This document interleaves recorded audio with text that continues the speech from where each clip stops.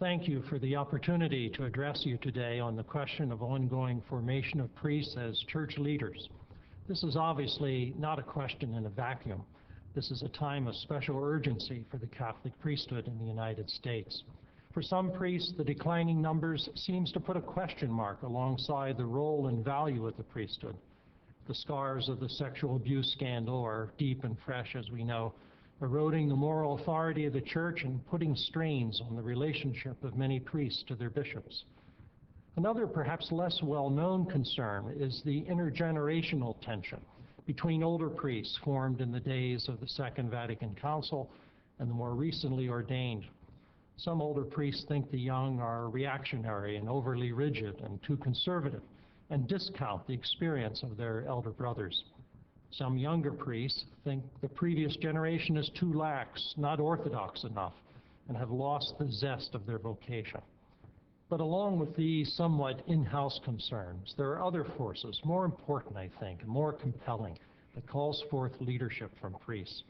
There's a deep spiritual hunger in our society. We are a human family laced with violence and threat.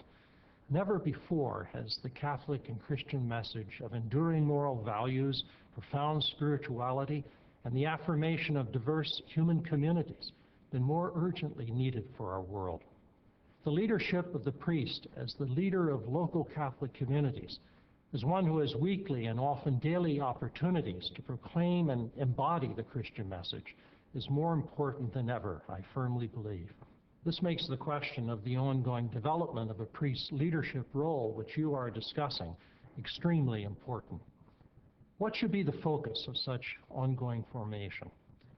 In Pastores Dabo Vobis, the very important document for priestly formation, Pope John Paul II singled out 4 dimensions essential to a genuine priestly life. First of all, there's the theological dimension. The priest has to have the capacity to keep alive intellectually, to be alert to current theology. Second, there's the pastoral dimension. The person has to be able to be skilled and sensitive in dealing with people's lives and their deepest values, administering the sacraments with care and devotion. Then, of course, the spiritual dimension. The priest has to have a genuine relationship with Christ, having an enduring habit of prayer and reflection. And finally, and one that the Pope underscored, the human dimension. The person has to be a healthy human being with the capacity to relate to people in a normal way. Important also is the question of exactly where does priestly leadership be exercised and on display. We focus here on the parish priest, although priestly ministry obviously takes many other forms, even as a president of a theology school. It seems to me, from my experience, there are 4 key functions where the health and depth of the priests are on display, where they actually exercise leadership for a congregation. First of all is preaching. We know that this is where the real theology, the operative theology of the priest comes to the fore, as well as the quality of his character. That's been our experience here in preparing future priests. No matter what we may think they know in the courses, when they stand up to preach, out comes their real theology, their genuine spirituality, for better or for worse. Secondly, leadership in prayer, leading the Eucharist, the other public prayers of the Church, the administration of the sacraments, moments of baptisms, weddings, funerals. Here, the spirituality, the sense of public presence, the empathetic link to the experience of people in the congregation, all of this comes to the fore. It's really a moment of leadership. And then thirdly, within the parish community, how does the priest collaborate with coworkers, with staff, with other neighborhood churches and organizations? What kind of a tone does the priest set in his everyday dealings with the many people and facets of parish life? How does he relate to volunteers? How does he deal with problem people and conflicts?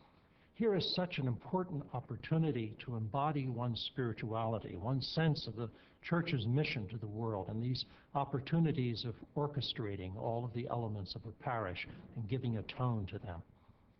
Finally, something that should not be overlooked. Does the priest take care of himself physically and mentally?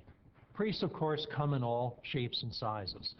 But if they give the people the impression that they are letting themselves go, the It can be a sign of a lack of self-regard, a kind of low-grade depression. More and more I hear from lay people who really care about their priest. They're concerned that the priest is doing what is necessary to live well, to take care of themselves. Modalities for ongoing formation are many and need creative thinking, how to design programs that are accessible to priests, that are attractive and effective. But I think the 4 areas I've identified here should be part of the overall focus of any ongoing formation programs. I find that fewer priests can get away now for longer sabbaticals because of the problem of finding a replacement. Dioceses need to be fully supportive for arranging briefer, if necessary, but well done and intense times to attend to the ongoing formation of priests, including the dimensions I've mentioned here. Priests are a most valuable resource for the Church, and every survey that's been taken shows that people really appreciate their local priests and care for them.